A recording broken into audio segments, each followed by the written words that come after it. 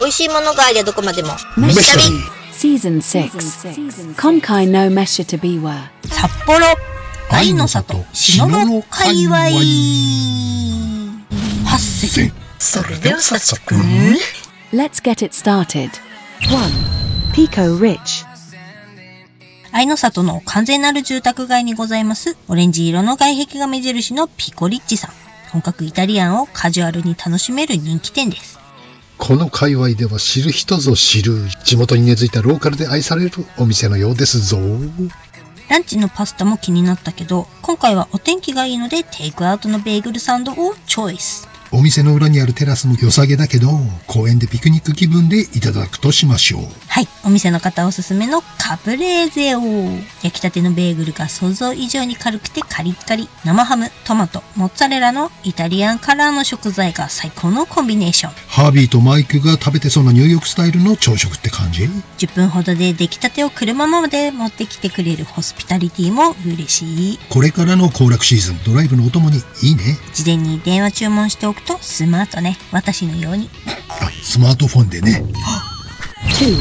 Yakiniku House Ichiban Khan こちらは篠路で長年愛されているという地元密着型焼肉屋さん。今日は肉食いてえなーって時に飛んで火にいる焼肉屋さん。使い方間違ってるけど、あると便利な焼肉屋さんだね。なんとこちらのお店、焼肉ランチが500円からいただけるって言うじゃない。500円焼肉ランチってどんな感じ思いましてね。早速参上。ちなみにここは篠路三条6丁目なんですけど、滑り具合が悲惨な参上。はい、ホルモン定食500円。まあ500円だからね、そんな豪華ではありませんよ。でも美味しいご飯にはわかめがもっこり入ったスープにもやしナムルもついてる。そして自分好みの焦げ気味に味噌ホルモンがいただけるってんだから最高じゃん。豚ホルモンは焦げ気味がうまいってね。これ塩か味噌か選べるんだけど、私は断然味噌派。特にライスの時はね、ビールだと話は違ってくるんですけど。なあ、ビールは塩ホルか。あなたはどっち派？誰に聞いたの？視聴者さん。いやはや濃厚なタレが絡んだ豚ホルモンはまさにご飯スティーラー。束の間のひととき5分で完全コンプリートでございます。もっとゆっくり食べなさい。これ時間ない時に助かるよ。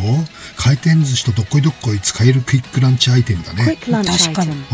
塩ホルモンにはシナモン使用って書いてあるんだよね。シナモン？ホルモンに？ダジャレ？だって書いてあるんだもん。3. Bistro Haichi こちらも閑静な住宅街にある1990年創業の老舗レストラン。4テーブルだけの可愛らしい洋食レストラン。かなりの歴史がありそうですが、店内は隅々まで綺麗にされていてとても心地よい空間です。開店から続々とご夫婦や家族連れが来らっしゃる地元で愛されるレストランのようです。ポークカツレツやポークガーリックが人気みたいね。ってことでガーリックは胸焼けがすごいのよ。症候群なのでポークカツレツを注文。かなりの比率で皆さんポークカツレツ注文されてましたぞ。期待が高まります。カツ好きもんね。 Yes I do、 はい、これだ。なるほど。非常に個性的なデミグラスソースは濃すぎず優しい味わいっていうか、デミと思わなくってね、思わず奥さんに聞いちゃった。これは何ソースですかっつって、鮭キョトン顔でデミソースですけどってね。いや、そんなに違うんだ、普通のデミと。こういう系やこういう系を想像したら全然違うデミ。小麦粉とバターはあんまり使ってないんじゃないかな。フォンドボーと野菜を長時間煮込んで深みを出してる感じと思いました。フォンボ？キッチンの隙間からご主人がちらっと見えてね。ていうか覗いたんでしょ。美味しいもの食べるとすぐ作った人の顔見たがるんだから。そりゃそうさ。歌が上手な人の歌声が聞こえると顔見たくなるっしょ。見なきゃよかったって思うこともあるけどね。確かに。いや、達郎山下をそんな風に言うな。言ってない一言も。ポットからレードルでドレッシングをかけるご主人の姿が見えたんだけど、まるで美味しくなれと魔法をかけているように見えたよ。料理する仕草で美味しい料理を作るシェフってのはどっか違うんだよね。言葉じゃうまく説明できないんだけど。ほら、バッターボックスに立つ姿でなんとなく打ちそうなバッターって違うっしょ。確かに村上とかギータとか山川が立つとお金って思うでしょ。それと似たところがある。サラダ一つの盛り方、ドレッシングのかけ方一つとっても違うんだよね。こちらのドレッシングがまた絶品でしたね。最近は市販品を使うお店も多い中、こういう当たり前を当たり前に貫くお店、貴重ですね。そうね。私も食べてみたい。これが1000円賞。カツレツの他にポークチャップにポークガリック、ポークジンジャー全制覇したいお店ですさ。ポークオテラ食べに来なきゃ。ポークオテラ違った。ポークジンジャー。4. Ramen Shuho.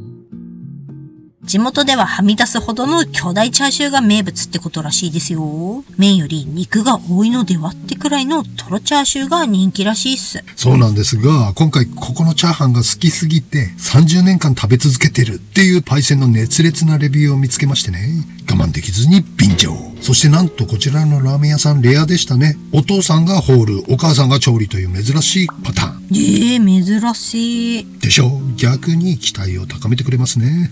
わあ、美味しそう。でしょう。この完璧なフォルムのチャーハンスープ。この器が最高ですね。これぞ中華って感じで美味しそうだ。濃いわね、チャーハンが。なんか日焼けしたみたい。確かに。そしてチャーハン一口食べて納得。なるほど。チャーシューの旨味がご飯一粒一粒に染み渡っています。この香ばしさは30年間通うのもうなずける説得力だ。で、この濃さはチャーシューの煮汁色なのかしら。Maybe 多分 Maybe ね。 taboo nay. 5. ニューヨーク Shinchi no tsu onsen tap pu no yu. 今日の整いは、エリアは違いますが、のどかな田園風景が広がるタップの湯へ。広々とした芝生の公園の中にあるこちら。道の駅、キャンプ場、ゴルフ場も隣接しており、宿泊も可能だというオールマイティーな施設。札幌近郊なのに、まるで時間が止まったようなゆっくりとした空気が流れる湖畔の温泉。とこなのです。タップってのはアイヌ語で湿地や沼を表す言葉。ナトリウム塩化物泉で体の芯からしっかり温まるタイプの温泉が朝6時から入浴可能ってのが嬉しいね。露天風呂から眺める空の広さが開放感抜群。目の前の篠津湖を眺めながらの整いは最高のご褒美。朝風呂狙いで来たけれど、言うても我々の狙いは朝サウナ。はい。さてと体を軽く洗ってサウナハットかぶって今日も5セット行ってみようと喜びさんでサウナの扉を開けると、あら真っ黒。瞑想サウナ系ね思ってしばらく座っていると、あれ寒いぞってねよく見ると壁にサウナは10時から営業って書いてありました。チンねえ、焦った。9時くらいだったから10時を待つのはたやすかったけど、あれ6時に行ってたら大変だよ。ね、身の毛もよだつ。でも札幌近郊でこんなに空いてる温浴施設はなかなかないぞ。ねえ、ゆっくりまったり最高に贅沢な時間でした。道の駅併設で宿泊も可能。都会の喧騒を忘れて心身ともにリセットしたい時にはここは穴場だね。ね。 6. Today's Katsu Curry. Soba Hey. あと 0906IF さん EX 監督からのタレコミをいただき参上しましたそば平さん。爆盛り系のカツカレーありますよということでね。はい。本来私、爆盛り系は正月外の食細いおじさんなのですが、石狩市市役所の5食限定カツカレーに間に合わず、こちらに流れ玉的中です。こんなところにお蕎麦屋さんあったんだね。気づかなかった。ね、昼飯を食らう男たちの砦ってな具合に賑わっていた模様。今回の案件は爆盛りカツカレー、総重量 700g オーバーというね、驚愕の爆盛りカツカレー。わー。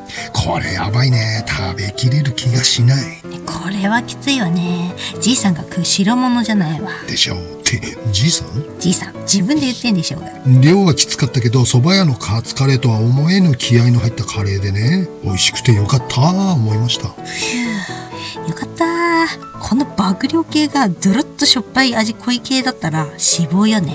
不機嫌になって口が止まらなくなっちゃうんだから。いや、よかったよ。これが蕎麦屋のカツカレーとは驚きだ。黄色いだし系カレー想像してたの。うん。したっけ全然スパイシー、辛さもまあまああって、かなりスパイス効いてっから苦手な人は苦手かもだけど、ちゃんと気合い入れて仕込んだ美味しいカレーですよ。しかしすごいわね。700g って食べきったら 700g 体重増えちゃうってことでしょ？当たり前だね。やっぱ 700g ってどんくらい？ AI に尋ねてみると、少年ジャンプ1冊分という答えが返ってきました。なんでジャンプ？マガジンじゃダメなんでしょうか？ね、おいちゃんは完全にマガジン派だからさ。マガジンって何あったっけ？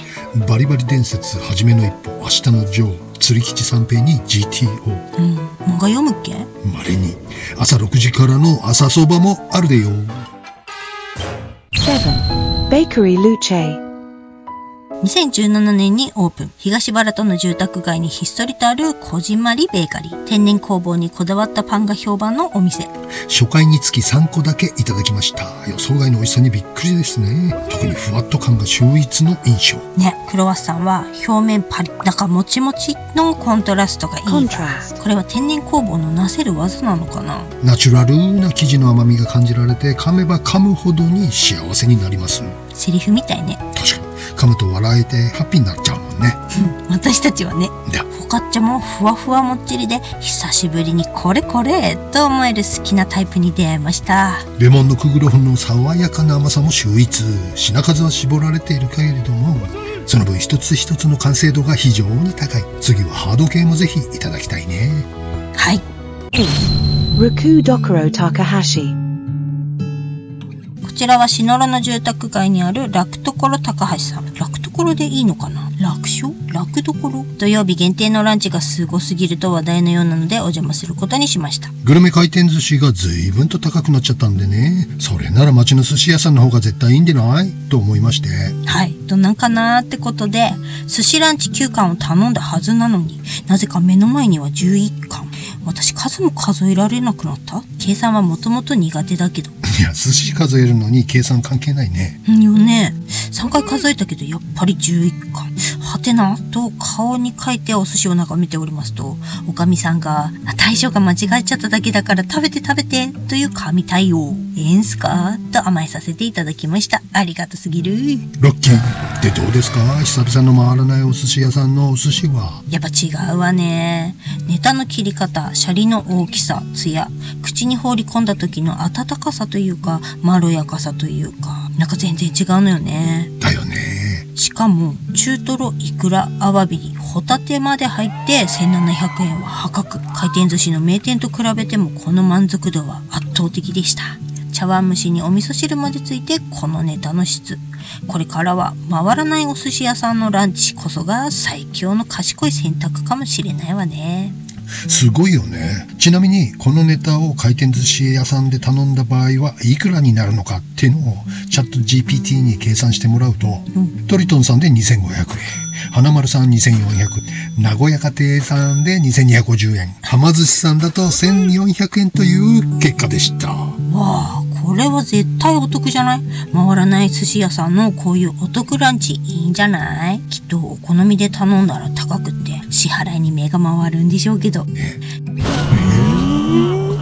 次回のメッシュとビはガチでまた食べたい。Tunden tai hei kaiwai des。お楽しみに。See you soon。飯旅ではいろんな地域の動画を公開しています。飯旅地名で YouTube 検索して気になる地域の動画を動画ご覧ください。よろしくしなくと。ポークツカツレツやポークガーリックが人気みたいね。お腹がグーって言ったのがね、いいオチになったの。地元で言えばジジイにはイカサカストロングテイストだがイカサカイカサカそうって言った？私数も数えられなくなった？計算はもともと苦手だけど、豚ホルモンは焦げ耳がうまい。耳かやっぱりそう聞こえました。